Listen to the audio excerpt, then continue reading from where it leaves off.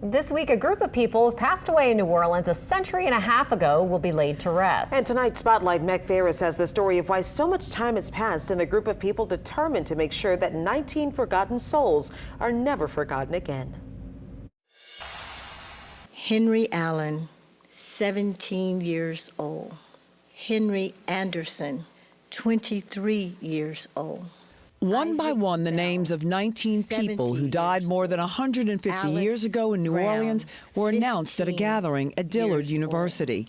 African Americans who were taken from New Orleans in the 19th century, after their death, still stripped of their dignity. John Tolman, 23 years old. The teens, adults, men and women died of infections like cholera and tuberculosis. Others were housed for mental illness. Either no one claimed their bodies or loved ones were not allowed to because of discrimination. Their skulls were recently returned to New Orleans from the University of Leipzig in Germany. They were sent to researchers back then who believed they could predict a person's moral character or intellect by measuring the skull and sought to show racial differences. There was a private ceremony for the 19 at Rhodes Funeral Home when the remains arrived. Those 19 people died here at Charity Hospital on the building that would have stood on this site back in 1871 and 1872. At this time, the committee has decided not to run DNA tests to find potential relatives.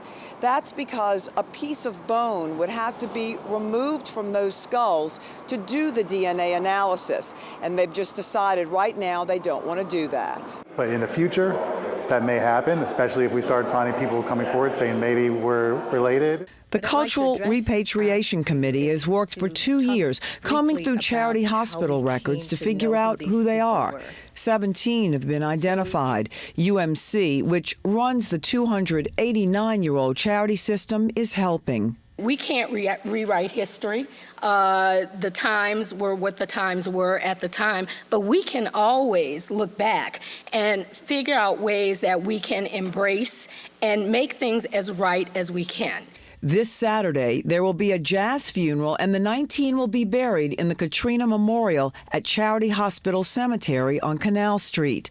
We are not righting the wrong. We can't right the past. But what we are doing is bringing it to the present, and we are honoring these individuals. Meg Ferris, WWL, Louisiana. The historical memorial and jazz funeral is Saturday morning at Dillard's Lawless Memorial Chapel. Viewing starts at 9 with the service at 11, and we have a full list of those names on WWLTV.com.